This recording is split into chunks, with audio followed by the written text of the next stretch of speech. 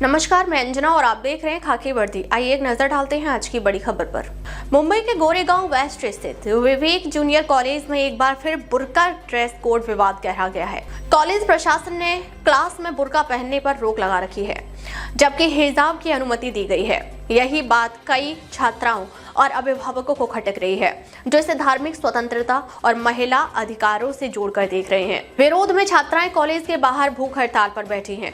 कई छात्राओं ने कॉलेज से साफ कहा है कि अगर हिजाब की अनुमति है तो बुर्का पर प्रतिबंध का कोई तर्क नहीं बनता। उनका कहना है कि बुर्का उनका धार्मिक विश्वास और निजी चुनाव है और कॉलेज में पढ़ाई के दौरान भी इसे पहनने की इजाजत मिलनी चाहिए। छात्राओं का कहना है कि पहनावे को लेकर नियम ऐसे होने चाहिए कि कोई भी छात्रा असहज या अलग थलग महसूस ना करे। इस मुद्दे पर AIMIM पार्टी की मुंबई महिला विंग की उपाध्यक्ष और वकील जहानारा शेख ने भी प्रतिक्रिया। उन्होंने कहा कि लड़कियों को बुर्का पहनकर क्लास में जाने से रोकना सही नहीं है। उन्होंने कहा कि हिजाब की अनुमति है, लेकिन कई छात्राएं असहज महसूस कर रही हैं। उन्हें बुर्का पहनने की भी अनुमति मिलनी चाहिए, जब तक यह पढ़ाई या कॉलेज अनुशासन में बाधा ना डाले। छात्राओं को अपने धार्मिक पहनावे का अधिकार मिलना चाहिए। दूसरी ओर कॉलेज प्रशासन ने सुरक्षा और अनुशासन को मुख्य कारण बताते हुए बुर्का पर रोक लगाई है। प्रशासन के मुताबिक बुर्का से चेहरा पूरी तरह ढक जाता है, जिससे छात्राओं की पहचान करना मुश्किल हो जाता है और कैंपस में निगरानी पर असर पड़ता है। ये कंसर्न कितने टाइम से देखने मिला आपको इसके ऊपर अपने कॉलेज के केस आपको क्या रिमाइंडर्स दिए गए?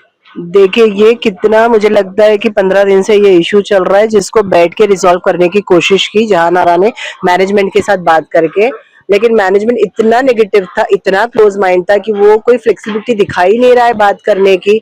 उनको पता नहीं किस चीज का इतना मतलब ऐसा लग रहा था कि कोई वो हिटलरशाही चला रहे हैं कि एकेडमिक्स के मिडिल में आके अचानक में कोई फरमान निकाल रहे हैं, एक ड्रेस कोड डाल रहे हैं। और ड्रेस कोड भी क्या कि सिर्फ बुर्का बैन, बाकी आप कैसे भी आओ चलेगा, लेकिन बुर्का नहीं चाहिए। तो ये कहीं ना कहीं 15 दिन से इन्होंने कोशिश किया कि इस मैटर को बैठ के रिजॉल्व करे, लेकिन हो नहीं रहा था।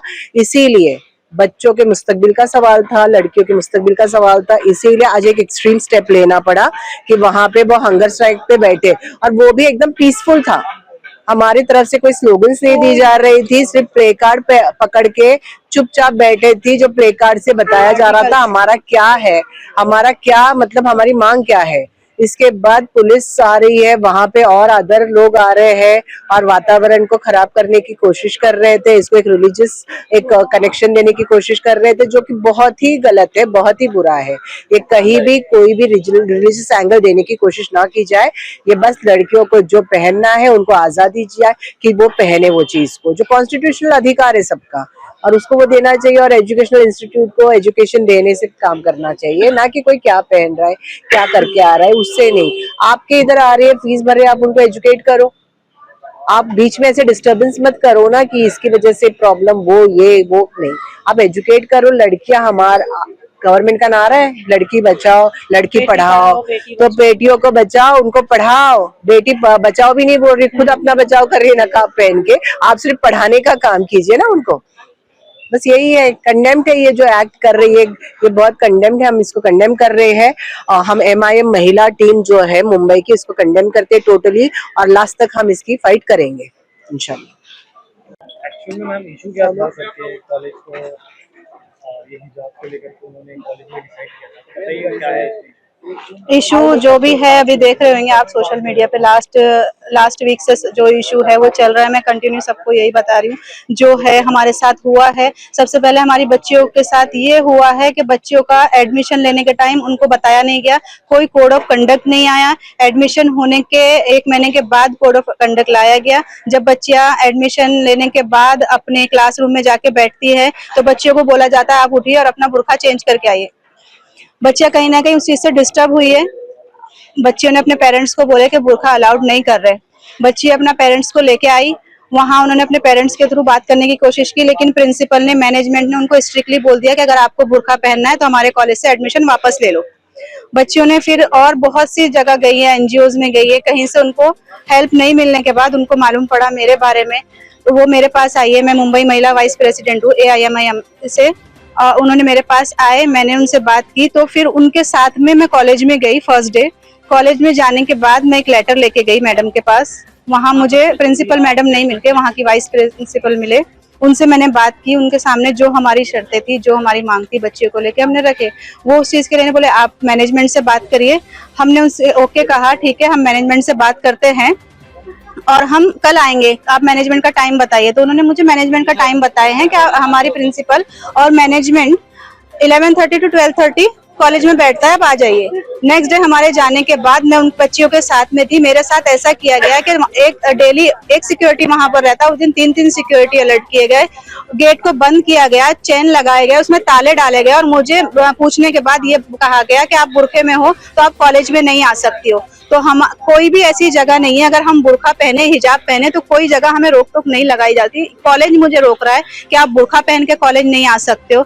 मैंने सिक्योरिटी से क्वेश्चन किया कि ऐसा क्यों? बोले कल आप लोग आए थे, हमारे प्रिंसिपल ने स्ट्रिक्टली हमें ये चीज बोल दी है कि आप कॉलेज में एंट्री नहीं कर सकते। उसके बाद हम पुलिस स्टेशन आए। पहले हमने इस चीज को बात करके सुलझाने की कोशिश की, हमारी शर्तें जो भी थी, हमारी बच्चियों का बुरखा पहनने की मसला था, उसको बताने की कोशिश की। उसके बाद हम पुलिस स्टेशन आए। पुलिस स्टेशन से हमें 2 दिन का टाइम मिला, आश्वासन दिया गया, मैनेजमेंट को बिठाया गया, बात की गई, बट मैनेजमेंट ने स्ट्रिक्टली बोल दिया था कि हम ये भी यही जगह पे बच्चा टाइट कपड़ा पहन के आती है, वहाँ बॉयज भी होते हैं, गर्ल्स भी होते हैं, तब आपका डिसिप्लिन खराब नहीं होगा।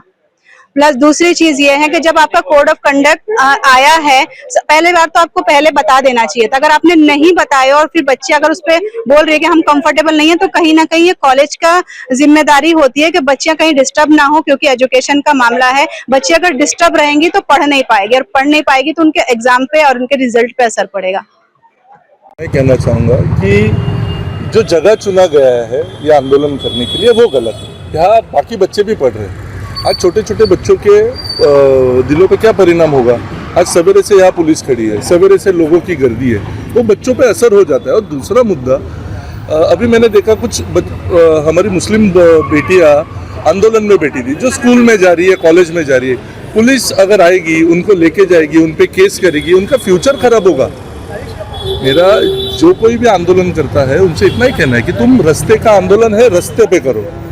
उसका जवाब हर पार्टी देगी अपने अपने हिसाब से, लेकिन बच्चों को आगे करके मत करो। बेसिकली अगर संविधान में उनके लिए ये लिखा गया है कि बुर्का पहन के जा सकते हैं तो जाना के लिए कोई प्रॉब्लम नहीं है। लेकिन अगर स्कूल अथॉरिटी अगर उनको बोलता है कि एडमिशन मतलब अंदर जाते वक्त अंदर कौन जा रहा है, अगर मैंने एक पर्टिकुलर स्टूडेंट को एडमिशन दिया है, वही स्टूडेंट जा रहा है कि उसके दूसरे वो चेक करना कॉलेज अथॉरिटी का राइट है और वो होना चाहिए।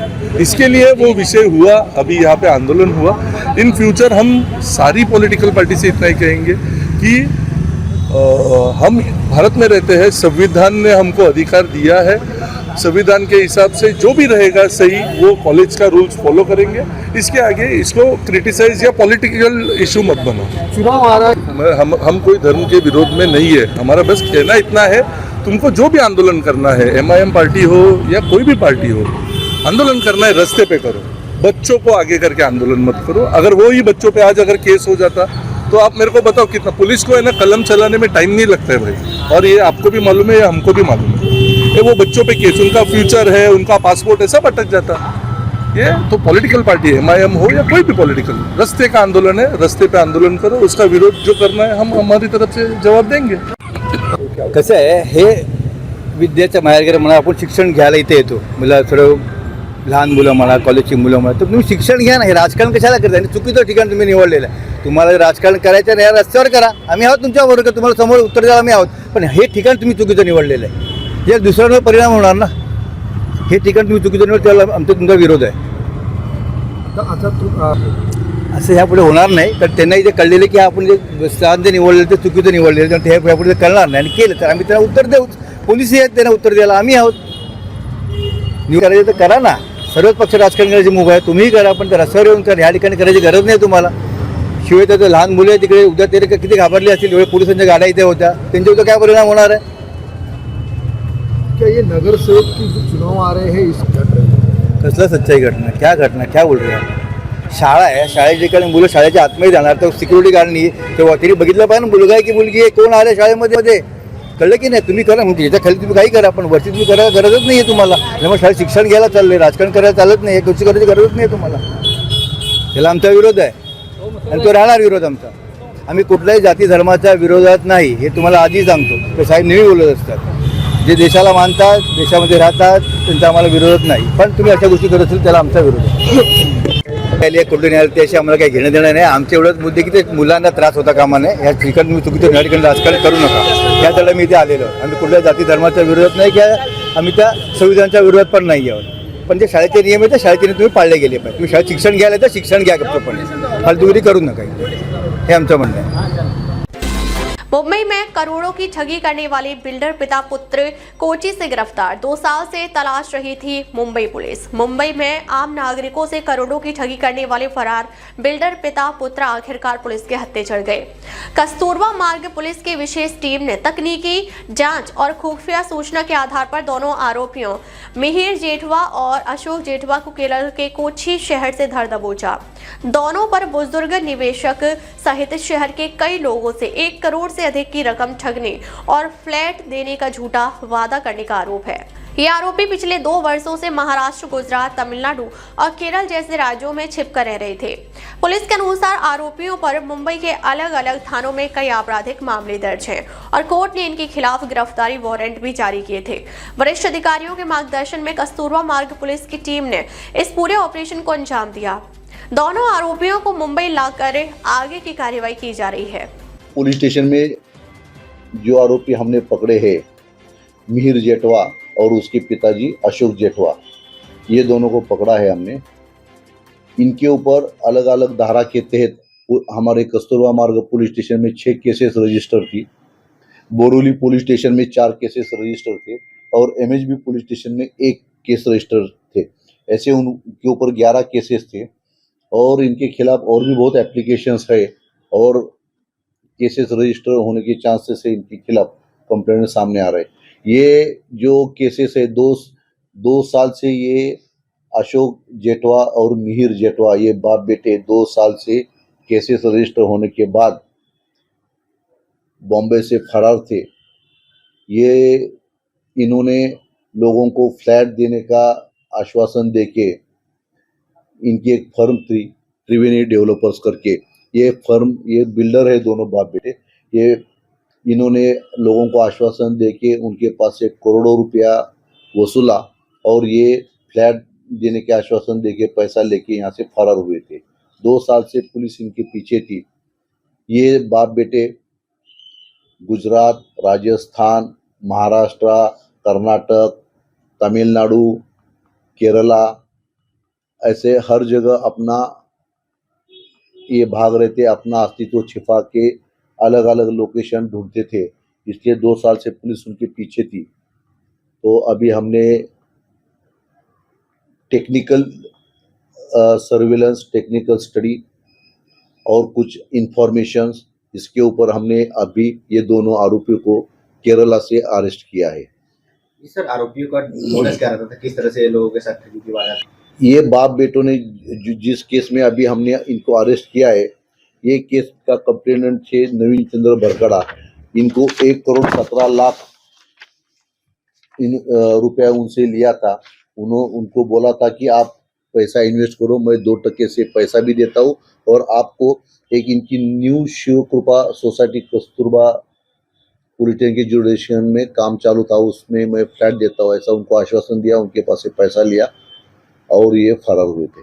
सर, जांच में क्या पता चला, किसी और भी कितने लोगों को इन्होंने प्रताड़ित किया है या और आरोपियों के साथ? इनके खिलाफ कोर्ट के वारंट भी हमारे पास थे।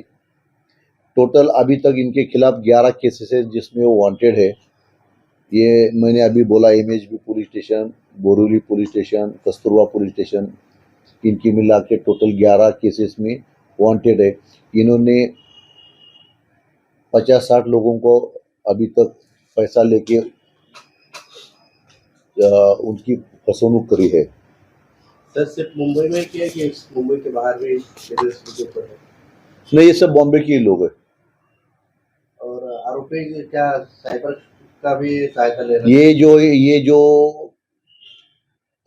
मीर जेठवा है, ये अच्छा हाईली क्वालिफाइड है। ये नामचीन इंस्टीट्यूट से एमबीए फाइनेंस किया है उसने। बाद में उसने साइबर ट्रेनिंग में भी वो साइबर में भी वो एक एक्सपर्ट है, उसका ट्रेनिंग लिया है बाकायदा, तो उसको पुलिस से बचने का तरीका भी अच्छे तरह से मालूम था। तो उस हिसाब से वो कभी जहाँ भी जाता था वहाँ का वाईफाई वगैरह इस्तेमाल करके लिमिटेड कांटेक्ट करता था, इसलिए पुलिस के हाथों जल्दी नहीं आया। अब तक के लिए बस इतना ही, फिर मिलते हैं एक ऐसे ही बड़ी खबर के साथ। अब तक के लिए नमस्कार और देखते रहिए खाकी वर्दी।